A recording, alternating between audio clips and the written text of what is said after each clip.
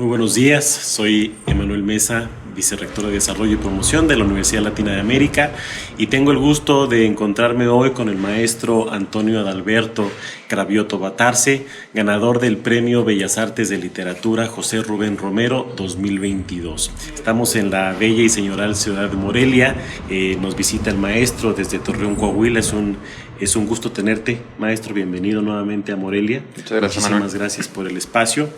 Y yo me voy a permitir leer un poco de qué va este premio que acaba de recibir, un premio nacional muy importante que desde los años 70 premia lo mejor de la literatura inédita, con el ánimo de, por un lado, acercar la literatura, las letras mexicanas, el talento mexicano a las nuevas generaciones, y por otro lado también apoyar el talento mexicano para que más mexicanas y mexicanos se animen a llevar a cabo sus sueños literarios. Es la Secretaría de Cultura del Gobierno de México, del Gobierno Federal, y el Instituto Nacional de Bellas Artes y Literatura, quienes, en coordinación con la Coordinación Nacional de Literatura y el Gobierno del Estado de Michoacán, a través, evidentemente, de la Secretaría de Cultura, otorgan este premio año con año. En reunión virtual, el jurado, integrado en esta ocasión por Olivia Terova, Julián Ebert y Raúl Mejía, otorgó el galardón al maestro Antonio por su novela registrada bajo el seudónimo de Novalis, en el cual destacó la solidez narrativa que logra gracias a los elementos que la constituyen. En el acta deliberativa, el jurado menciona que la novela merece el premio por lograr una historia consistente a través de un viaje como forma de autoconocimiento, por la cohesión de los elementos narrativos con una prosa serena que hace énfasis en las emociones del protagonista, conduciéndolo a un final epifánico en el cual redescubre la conexión humana ante la incertidumbre vital de nuestro tiempo. Un viaje literario de nostalgia hacia la madurez humana. La novela finalmente se titula Los eclipses en Saturno, y estamos hoy para hablar de ello. Maestro, fueron 109, tengo entendido, los escritores que participaron en esta convocatoria. Es un premio nacional de gran relevancia, como ya lo dijimos. ¿Qué significa para ti el haber ganado esta condecoración? Bueno, para cualquier escritor siempre que se inscribe a un concurso, ganarlo es una gran noticia, es una gran emoción, es un gran apoyo económico también, es un premio muy bien dotado, de los mejores dotados económicamente, con uno de los más prestigiosos dentro de los premios de Bellas Artes. Entonces para cualquier autor es importante. Para mí a lo mejor es un poco más porque es mi primer intento, mi primera novela que yo publico, que yo mando a un concurso. Llegué a tener algunas becas, a concursar algunas becas con proyectos, no con el material hecho, sino con proyectos. Publiqué algunas antologías con amigos, pero nunca había hecho una novela, ¿no? de ficción, de autor, para inscribirla a un concurso. Es mi primer intento y bueno, en el primer intento tuve suerte porque pues yo soy un tipo cocido a fuego bajo.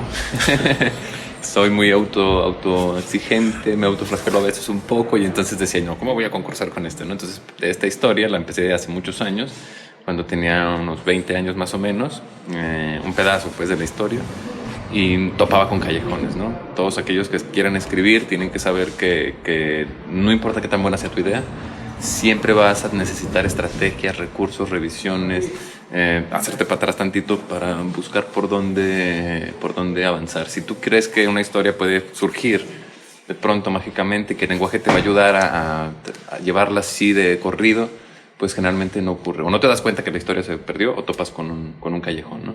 Entonces yo las abandonaba, estas historias, ¿no? O sea, empezaban 2, 3 novelas, tengo de esas épocas, que en un momento que no sé por qué ya no la podía seguir escribiendo, sentía que estaba en desorden.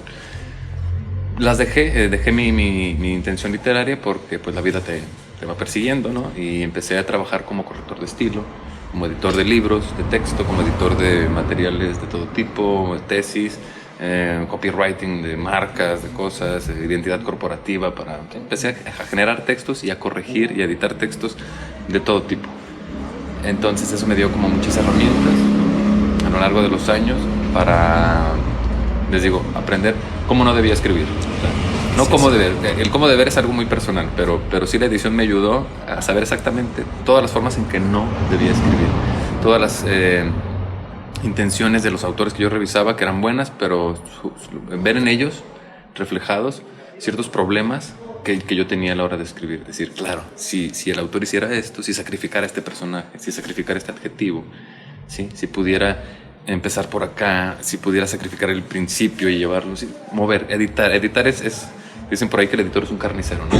Hasta hay memes ahora de que mi editor, y sale Sí. Sí lo somos carniceros los editores. Yo como editor soy un carnicero. A veces cuando llega un texto de alguien que, te digo, tiene una visión muy ¿cómo decirlo? Muy vanidosa, muy infantil acerca de su obra, y dices, no, es que este principio no es nada, este principio te estorba, quítalo, ¿no? Y entonces se agarran de la silla y piensan que estoy como metiéndome con ellos, y yo no, o sea, yo me dedico a esto, o sea, no te preocupes, lo hago por tu bien, vamos a quitarle esto que es paja, es una introducción que no necesitas. Uno empieza, a veces cometemos el error todos, los escritores, de pensar que las historias comienzan por el principio.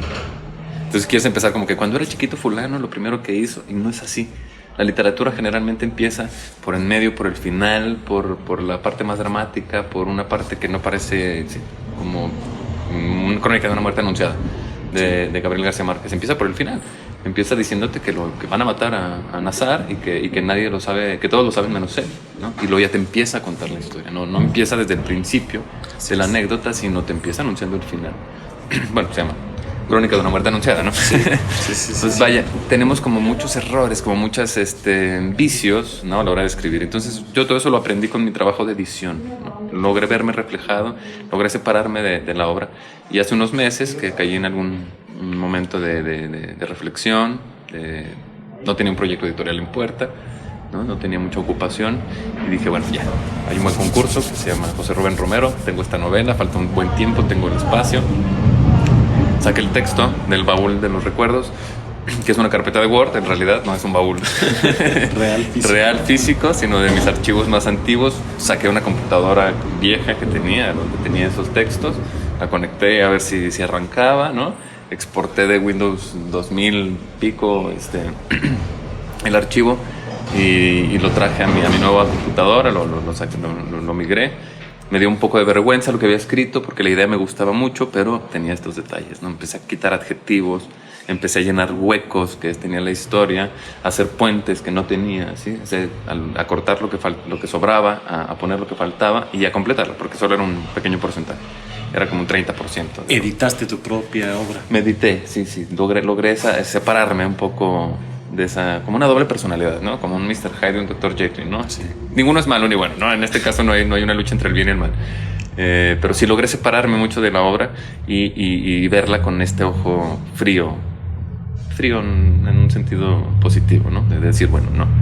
Y acabar la historia, ¿no? Y decir, aquí se está cayendo la historia, bueno, vamos a puentearla. Las historias necesitan muletas, necesitan patitas, necesitan alambres, mexicanearla incluso, si se pudiera decir, para que funcione la historia, ¿no? Y ya, acabé la historia y dije, ya, esto es lo que puede ser, no va a ser lo que yo quiera, no va a ser perfecta, pero va a ser posible. Y la mandé al concurso y me olvidé de ella un tiempo. También en esa parte de madurar es hacer las cosas lo mejor que puedas y dejarlas pasar hasta que ya me hablaron de México, de Bellas Artes, y bueno, me dio muchísimo gusto saber que había recibido este premio tan grande y que han recibido escritores importantes de nuestra literatura. Sí. Arturo Azuela. Sí. Sí, es ¿El primero, entiendo? Creo que es el segundo. ¿El segundo? Creo que yo no sé si es el primero o el segundo. Y Cristina Rivera Garza. Ellos son como los más importantes. Hagenbeck también me gusta mucho. El de Trago Amargo tiene unas novelas negras policíacas muy buenas, que entonces yo dije, Dios mío, ¿dónde me metí? ¡Qué barbaridad! Con los grandes. Con los grandes, sí, con grandes escritores recientes, ¿no? Porque pues, el premio es de los 70, ¿no? Sí, de los mejores escritores de esta literatura reciente mexicana. Muchas felicidades, maestro. Estoy muy contento. Debido a que por la misma naturaleza del premio, que son para novelas inéditas, evidentemente no hemos tenido la oportunidad de leer Los eclipses en Saturno. ¿De qué trata Los eclipses en Saturno, maestro? Bueno, en el argumento es sencillo. Es un joven, tiene 27 años, se llama Daniel del Toro, es periodista, redactor de una revista. Yo no me dediqué nunca a eso tal cual. Hice colaboraciones para revistas, pero no fui el redactor base, el editor base de una revista. Pero bueno, me parecen muy poéticas las revistas.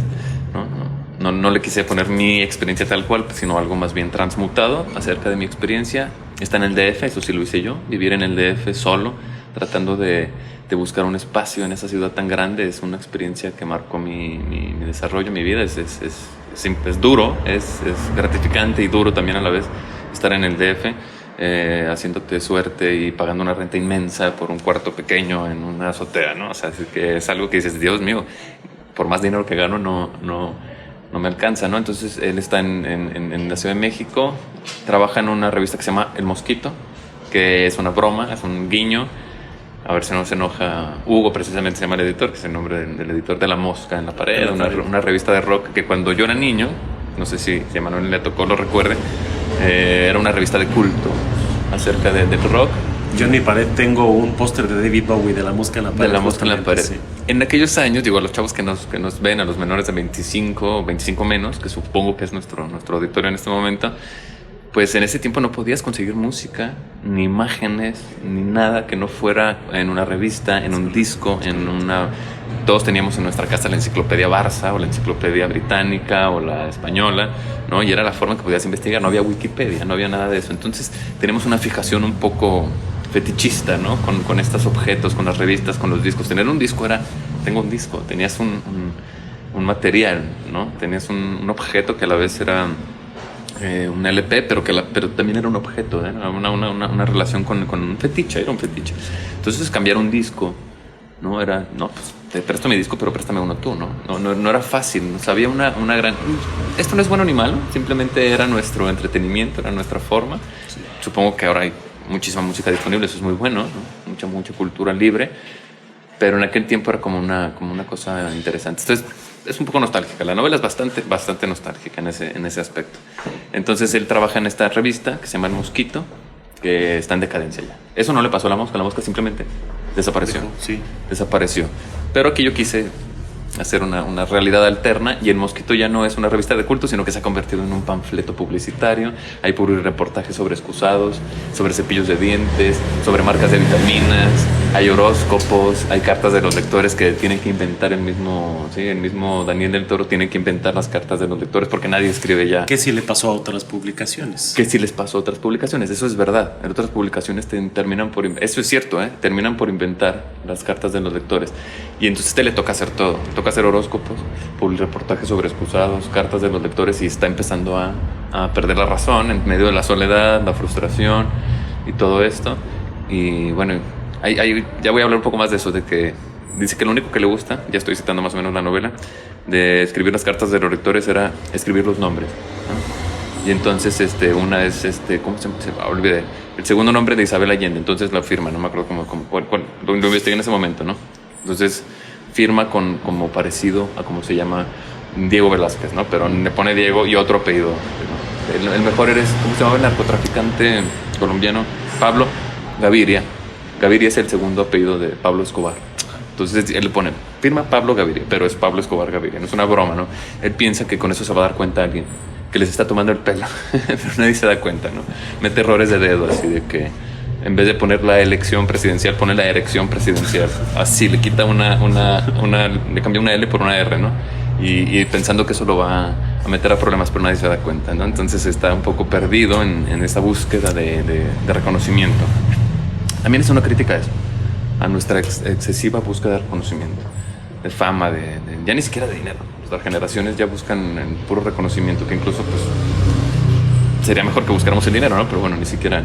Y que se ha exacerbado en estas generaciones a través de YouTube y de Facebook, ¿no? De pensar que la felicidad se encuentra en el hecho de que los demás te reconozcan, ¿no? Cuando yo creo que es muy frustrante. Sí. La atención de los demás es muy fluctuante. No te permite madurar, no te permite ser tú mismo. No que no te lo permita, no es para allá, ¿no? Ser tú mismo no se trata de eso. Es una crítica a eso también. Entonces descubre que un amigo suyo de la preparatoria, porque le investiga muchas revistas de música, porque se trata de eso su trabajo también, descubre que un amigo suyo de la preparatoria está en Boston, en Estados Unidos, dando conciertos en una banda de rock que tiene él, que se llama Los eclipses en Saturno. De ahí viene un poco el nombre, esa es la primera parte del nombre. Y él puso ese nombre, él lo creó en una plática que tuvieron muchos años antes, en la preparatoria, a los 17 años, 10 años antes. Él recuerda de pronto que le pregunta estando en su casa, haciendo la tarea, oyendo un disco, lo que sea, le pregunta, ¿cuántos eclipses hay en Saturno? ¿Tú cuántos eclipses crees que hay en Saturno? Saturno tiene 53 lunas comprobadas, ¿no? Y entonces empiezan a crear esta imaginación, esta imagen de verse en Saturno, viendo eclipses pues todo el tiempo, ¿no? Si aquí hay 12, 15 eclipses al año, pues en Saturno debe haber cientos y cientos de eclipses al año. Me digo, dicen más los que se puedan formar entre las lunas, o sea, vaya, se vuelven locos pensando en la posibilidad de vivir en Saturno, ¿no? Y de ahí viene el nombre de la banda. Entonces empieza a pensar que este amigo suyo, que era un tipo taciturno, que no le hablaba a nadie más que a él, era su amigo de los más cercanos y un tipo que no se llevaba bien más que con Daniel, que es un tipo sensible o no sé. Es también, o sea, la imagen del otro es como de un rockstar traumado, ¿no? Y empieza a entrar en esta obsesión de pensar que ese es su boleto a la fama, ¿no? Y se burla también de eso. Hay algo de frivolidad en esa sensación del personaje, pero también hay algo de profundidad en una crítica, ¿no? Decir, ¿por qué? ¿Por qué eso habría de significar algo, ¿no? Pero bueno, se lanza. Ese es el viaje de autoconocimiento.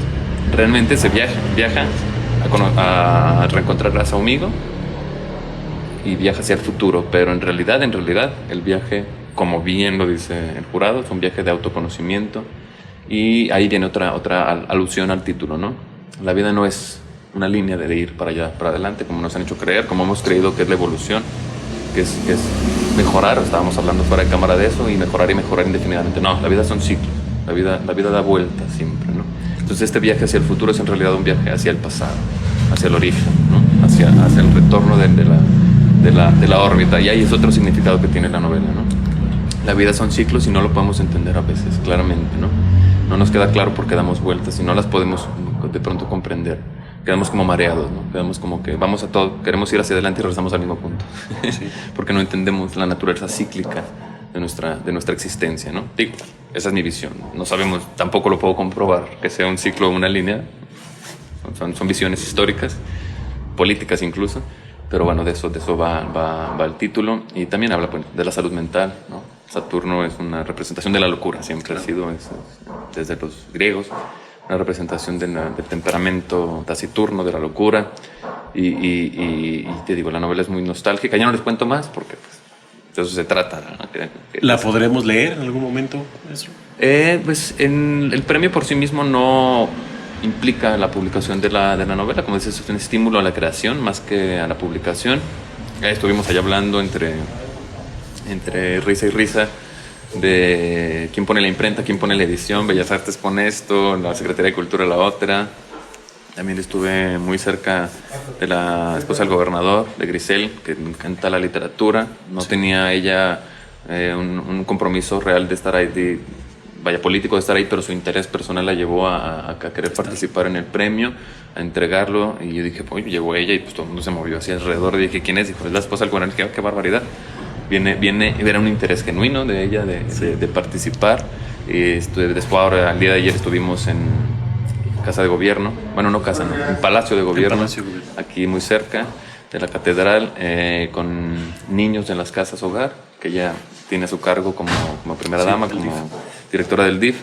Y hablando de eso, ella está muy interesada en la novela, en la literatura, en llevarla a los jóvenes, tanto a los que ella tiene a su cargo como a los jóvenes en general. Y bueno, pues ojalá que nos podamos organizar entre... Es complicado porque pues es DF, está Bellas Artes, aquí está la Secretaría de Cultura, que es un gobierno grande de un estado. Y bueno, pero ojalá que constelemos y que se alineen las cosas otra vez como órbitas para que se realice esta publicación. Les digo a los chavos ayer que eso es un eclipse, ¿no? De pronto cuando ves un eclipse parece que un planeta, que el Sol y la Luna se están fundiendo, ¿no?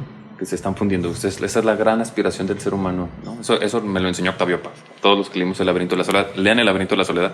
A todos los chavos leanlo 3 veces, ¿no? Leanlo ahorita y vuélvanlo a leer dentro de 2 años, porque cada vez que lo relees te das cuenta de que Octavio es el único que ha propuesto una visión del mexicano realmente sólida, pues. Sí. Reúne a todos, habla de Jorge Cuesta, habla de Samuel, que hacen el perfil del mexicano, vaya, reúne todo lo que se ha dicho del mexicano y agrega lo suyo y hace consolida la primera visión, el primer tratado acerca de lo que es ser un mexicano y también un ser humano. Se habla del laberinto de la soledad, ¿no? De la necesidad del ser humano de salir del laberinto de la soledad, que es nuestro interior, nuestra condición humana, nuestra conciencia, y fundirse con el otro. Entonces, para mí lo veo como, lo traduzco, ¿no? A un eclipse. Cuando ves un eclipse parece que el sol y la luna se funden, que son una sola cosa. Pero minutos después te das cuenta de que no es así. Es solo una percepción. Entonces, cuando uno se entrega en el amor, en la amistad, en la vocación, en el grupo de amigos, en el partido político, en la nacionalidad, en la causa filantrópica, en lo que sea, tú piensas que te entregas y no lo logras. Pero no es una razón para dejar de intentarlo. Siempre tenemos que estar buscando estas alineaciones, ¿no? Nunca vamos a lograr fundirnos, pero nunca debemos dejar de intentarlo. Siempre es estar dando vueltas, cumpliendo ciclos y disfrutar lo que dura el eclipse, disfrutar lo que dura esta alineación, esta sensación de estar unidos, juntos, paralelos, dejarlo pasar y esperar que vuelva a ocurrir a la siguiente. De eso se trata la vida. Esto es una analogía, es una metáfora acerca de esta forma de vida que nos hemos creado de querer que las cosas sean lo que queremos, ¿no? O sea, nos han criado en un sistema capitalista, hay que decirlo, no quiero meterme a temas políticos, pero más bien serían filosóficos, ¿no? Nos hemos convencido de que merecemos ser felices y merecemos que las cosas se alineen a lo que queremos y que sean como nosotros deseemos, porque no lo merecemos y es nuestro derecho humano que todo se preste se pliegue a nuestros deseos y a nuestras necesidades y a nuestros sueños. Y pues eso nunca ocurre, nunca ha ocurrido, ni va a ocurrir en la historia de la humanidad. La vida nunca se ha tratado de eso. Entonces, pues sí, es como un empujoncito a meter una idea en medio de ese relato para contradecirlo, ¿no? Más allá de las coincidencias que ya mencionaste, ¿qué tanto hay de Daniel del Toro en su creador o viceversa? No, bueno, bastante. Todo transmutado a través del lenguaje. Yo soy como, lo dice la novela, lo dice también una de las notas de Bellas Artes. Dice, protagonista Daniel del Toro, periodista, músico frustrado y periodista de segunda, como lo dice la novela. O sea, lo aclara para que no se entienda que el que está siendo despectivo el jurado, o yo lo digo, él se confiesa, Daniel del Toro se confiesa músico frustrado y periodista de segunda. Yo soy un músico frustrado, yo no quería ser rockstar, hay que decirlo. Yo quería ser Agustín Lara. Okay. Yo quería ser pianista, tomaba mis clases de órgano, saqué solamente una vez, en el órgano, hasta que entendí a los 9, 10 años que pues, me había tomado mucho esfuerzo, algo muy sencillo y que no tenía el oído suficiente para tocar ningún instrumento, ¿no? Tengo un oído duro, ¿no? Y lo abandoné sin tanto problema, ¿no? Me frustró en su momento, ¿no?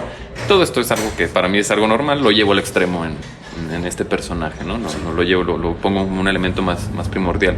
Y aunque yo no soy un periodista, nunca fui un periodista, pues sí es un poco frustrante en la industria del libro de texto. Yo hice libros para primaria y secundaria como editor, no como redactor, no como creador, y fue un poco frustrante. Me sentí frustrado de saber que estamos haciendo cosas muy a la prisa, que a veces los autores, lo digo sin pelos en la lengua, escribían cualquier cosa de copy-page. O sea, lo que le reclaman los maestros a los alumnos, sí, de que no hagan copy-page en Wikipedia, lo hacían los autores.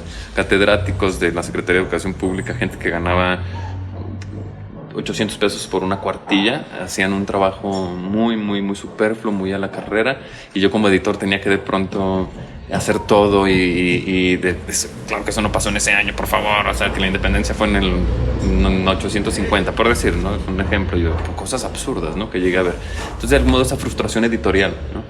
También está ahí. Y mi experiencia en la Ciudad de México, que es una ciudad maravillosa y monstruosa también, ¿no? Es una cosa que o te devora o te escupe, ¿no? La Ciudad de México te devora y te digiere o te escupe, ¿no? Es muy difícil.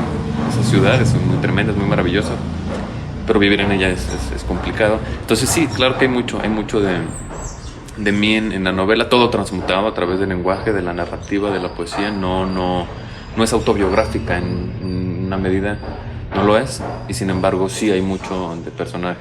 Alguna vez había una disertación por ahí, no recuerdo qué escritor lo trataba, de dos tipos de escritores, ¿no? Los que escriben desde la biografía, desde la realidad suya, y los que pues hacen la pura imaginación. Y no hay ninguno que sea completamente puro. No hay uno que no le meta un poquito de chanfle a lo que le pasó y lo que la memoria no da o lo que la realidad no da lo invente. Ni el creativo, ¿no? El que hace fantasía, pues no hay nada, tiene que haber un momento en que ponga de su realidad. Yo estoy, en mi obra creo que está muy en medio, ¿no? O sea, balance entre las le dos. meto cosas mías, le meto ficción, le meto aventura, le meto de todo y ya se hace una novela que tiene... Sí, es muy sencilla la historia, no le pasan cosas tremendas al personaje, es más bien un viaje muy humano, muy sentimental, como dice el dictamen, enfocado en sus sentimientos, en sus sensaciones, y en ese aspecto es mi influencia. Digo, cuando uno habla de sus influencias, de pronto parece que quieres decir que tu novela es tan buena como esa, pero no, solamente son influencias literarias. Salinger, ¿no? El guardián entre centeno es esa novela que también es un viaje, es una especie de recorrido. Esa forma de narrar, ¿no? Ese personaje que está enfrascado en sí mismo y que le pasan cosas que parecieran sencillas, pero que a la hora de que las ves a través de su pensamiento te maravilla, ¿no? Salinger en esa novela, El guardián entre centeno, que ha marcado a todas las generaciones de lectores, bueno, no a todos, pero en cada generación se ha hecho vigente. Salinger es una de las influencias de esta novela. Aborda los eclipses en Saturno, entonces temas pues tan relevantes e inherentes del ser humano, sobre todo en esta etapa de la vida juvenil, como lo son el amor y la amistad. Sí. ¿Qué perspectiva tienes, Antonio, de estos dos conceptos en la era digital? Bueno, es parte de ello. No hablo de la era digital tal cual. Esta novela se ubica al principio del siglo XXI, ya como si fuera un pasado remoto. Los chavos lo van a entender así. No es una novela adolescente tampoco, hay que decirlo. No es una novela adolescente como sí, que cumpla con los parámetros o los estándares de la novela adolescente. Sí, le meto política, le meto un poco de filosofía. Pero no hablo tal cual de las redes sociales, no existen en este tiempo, no están presentes en la novela, porque en el 2002, 2003, 2004, que es cuando más o menos se ubica la novela, no existían tal cual. Sí. Ya empezaba internet, pero era todavía cuando hacía ruidos, ¿no? Cuando te conectabas con dificultad, existían algunos chats, algunas páginas, pero no existían las redes sociales como tal, ¿no?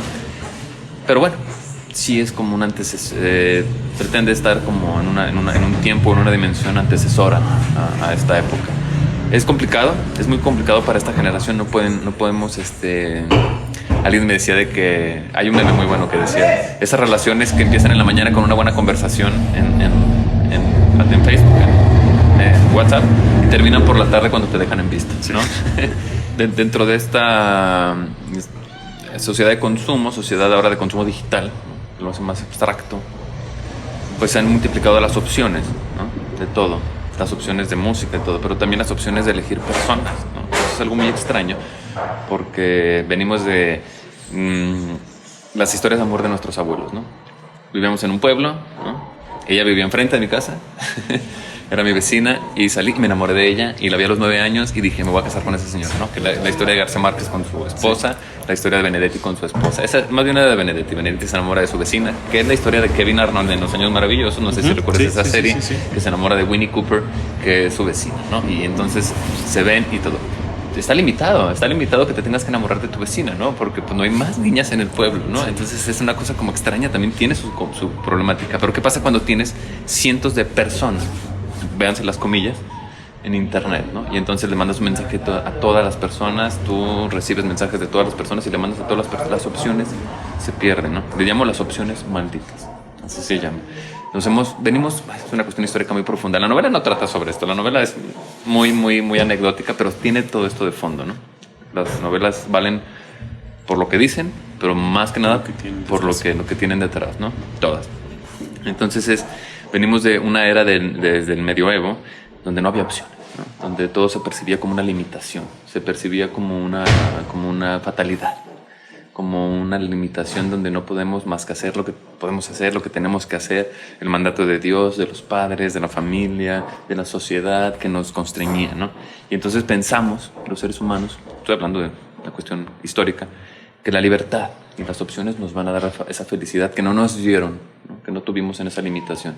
Pero luego se nos pasa el caldo, se nos cuece demasiado para el otro lado y entonces llegamos a un exceso de opciones, pero ninguna vale la pena quizá.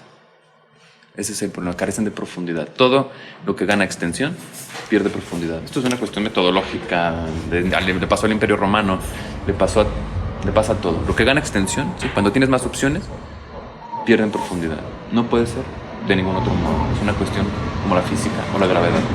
Entonces, les digo, si tú no tienes opciones, no puedes elegir, ¿verdad? Si no tienes opciones, no puedes elegir. Pero si tienes millones de opciones, igual tampoco puedes elegir. Otra analogía de esto, que es muy importante para mí. Si no hay luz, si está oscuro, no puedes ver. Y si hay una total iluminación, te ciegan. La oscuridad y la luz absolutas ciegan, ¿sí? El frío y el calor extremos queman. El frío quema. Así es. Los opuestos se anulan. Las cosas en sus extremos, menos y más, pierden su sentido. No se pueden elegir entre 1.000.000 de opciones. Yo te doy una carta en un restaurante y te digo, hay 1.000.000 de platillos y no están organizados de ningún modo. No puedes saber cuáles son las entradas, ni cuáles son los platos principales, ni cuáles son los veganos. Elige. ¿Cuánto tardarías en elegir una comida? Toda tu vida. Entonces, el equilibrio es lo que nos puede dar una. Entonces, vivimos en una era que no nos permite eso, que nos da opciones todo el tiempo. El mismo algoritmo nos bombardea de opciones, ¿no? Estás viendo un video, no lo puedes acabar de ver porque ya te sugirió otro video, mejor le picas al otro y terminas confundido sin saber qué es lo que acabas de ver. Eso va a acabar, como dijo Humberto Eco, con la memoria. El exceso de información, dijo Humberto Eco poco antes de morir, causa amnesia. No es una metáfora. No sé, yo pensé que era una metáfora, pero creo que no. Se estaba refiriendo realmente a un problema donde en un momento dado vamos a perder la capacidad de fijar las cosas. Y creo que eso pues nos pasa con las personas. Y es terrible que nos pase con las personas. Que nos pase con las personas. Me gusta ella, él es mi amigo. Tenemos cientos de amigos. No podemos tener miles de amigos. Nadie puede tener. Si tú tienes muchos amigos, muchísimos amigos, y no sabes cuál es mejor que otro, significa que no tienes amigos. Claro. Que no hay profundidad en esa amistad. Tienes tantos amigos en la superficie que carecen de profundidad. Yo digo, mi mejor amigo es... En mi época se usaba mucho. Este es mi mejor amigo, mi segundo mejor amigo, mi mejor amiga, mi segunda mejor amiga. Este es mi amigo, este es mi grupo, ¿no? ¿Y los contabas con las manos? Y los contabas con las manos y los tenías jerarquizados, ¿no? Sí. Y no sé si eso ocurra ahora entre los chavos. Ojalá que sí, seguramente puede seguir ocurriendo. No debe ser imposible, ¿no? Pero tu amigo se enojaba si no lo invitabas primero a él a cierta cosa, o si no lo llevabas a cierto... Si no le dabas preferencia en tu fiesta o en tu premio, lo que fuera que tuvieras en tu sándwich, ¿no? O sea, ¿cómo le compartiste la mitad de tu sándwich a fulano en vez de primero a mí, ¿no? Si no entiendes, éramos muy celosos en ese aspecto de la amistad. Y bueno, con las niñas la cuestión era también de... Todavía nos tocó eso, ¿no? Pero bueno, no tanto como a la generación anterior. Para que veas cómo se ha ido como dispersando todo sí. esto, ¿no? Es muy importante. Ciertamente. Lo mencionaste muy bien. Has editado y escrito casi todo tipo de textos y sin embargo esta es tu primer novela. Claro. Y pues vaya que empiezas con el pie derecho. Vamos a ver. Totalmente. Yo espero que se publiquen Los eclipses en Saturno, que la podamos leer pronto y que haya más proyectos, Antonio. Pero yo quisiera que le dieras entonces en ese mismo sentido un consejo a aquellos jóvenes que han soñado en escribir y aún no lo, sobre todo novela, y aún no lo hacen por algún miedo, porque piensan que no vale la pena, o bien los que ya lo han hecho y no han encontrado ese apoyo para seguirlo haciendo. ¿Qué les dirías a ellos? Bueno, pues es importante escribir novelas, primero que nada. Es una buena labor. El que quiera escribir novelas debe saber que están haciendo algo necesario. Lo dije en la presentación, es lo más bello e inútil que puede proponerse un ser humano, hacer una novela. ¿Por qué diantres nos proponemos hacer novelas? No lo sé, pero es el formato más profundo que conoce el ser humano en su imaginación. Es la forma es el viaje psicológico, mental, creativo, tanto del autor como del lector, más importante que puede existir desde Quijote de la Mancha, ¿no? Ya lo sabemos que Cervantes inaugura la novela moderna como tal. Ya no es el poema épico, ya no es sino la novela, la prosa que te envuelve, que te lleva, que te mete y te hace experimentar la realidad de modos que ningún otro formato logrará. Jamás, ningún video, ningún tutorial, nada va a lograr llevarnos al conocimiento de las situaciones, de las condiciones humanas como la literatura. Entonces van bien el que quiera escribir novelas, pero tiene una gran tarea de por medio. Al que tiene miedo, es que hay otros tipos de autor, los que confían demasiado en sí mismos y los que no confían en sí mismos. Hay que buscar el equilibrio, ¿no? El que no confía en sí mismo, yo era de esos, soy de esos, Bueno, esfuérzate, ¿no? Léelo, dalo, compártelo con algunas personas que creas que te pueden ayudar, ¿no? Que te hagan comentarios. Acepten comentarios. Yo doy talleres, es parte de mi desarrollo como editor también dar talleres, y llegan chavos con, este es mi texto, y le digo, mira, lo mismo, aquí puedes ayudar. No, es que así está bien, yo lo vi así, esa es mi historia. Un día le dije, no, es que vamos a hacer la corrección de estilo. ¿Por qué si es mi estilo? Le digo, bueno, es que así se le dice, hacerle una corrección a tu forma de hacer literatura. Entonces yo te digo, les muevo, luego me pongo carnicero, me pongo Asperger también, y les digo, no, esto no es, tu principio está acá. O sea, este párrafo es tu principio, esto quítalo, aquí ponlo. Si les abro, les disemino el trabajo, ¿no? Acepten comentarios, busquen, no de cualquiera tampoco, no se trata de que todo el mundo le meta mano a tu obra, pero sí busquen alguna persona que los pueda orientar, que les pueda hacer comentarios y atiendan el comentario, no automáticamente, no como autómatas, pero sí tratar de entender el consejo de los demás para abrir la obra. A los que no se atreven, pues que se atrevan, que lo intenten, y que si no queda una excelente novela, no pasa nada, porque al fin de cuentas, pues hay que intentarlo, ¿no? Claro. Pero sobre todo que escribir novelas es difícil.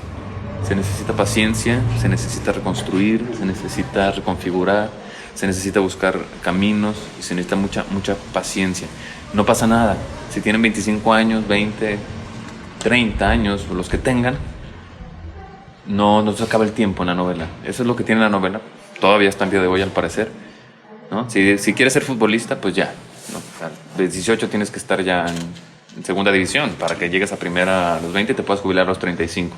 Si quieres ser violinista, si no empezaste a los 5 años, difícilmente lo vas a lograr. Pero si quieres ser novelista, hay ejemplos como Bukowski, bueno, que no es tan novelista, pero bueno, como escritor, que empezó ya muy mayor. Saramago empezó a publicar prácticamente a los casi 60 años, creo, y después se hizo un escritor de los más importantes de la literatura portuguesa. Entonces, pues, no pasa nada, ¿no?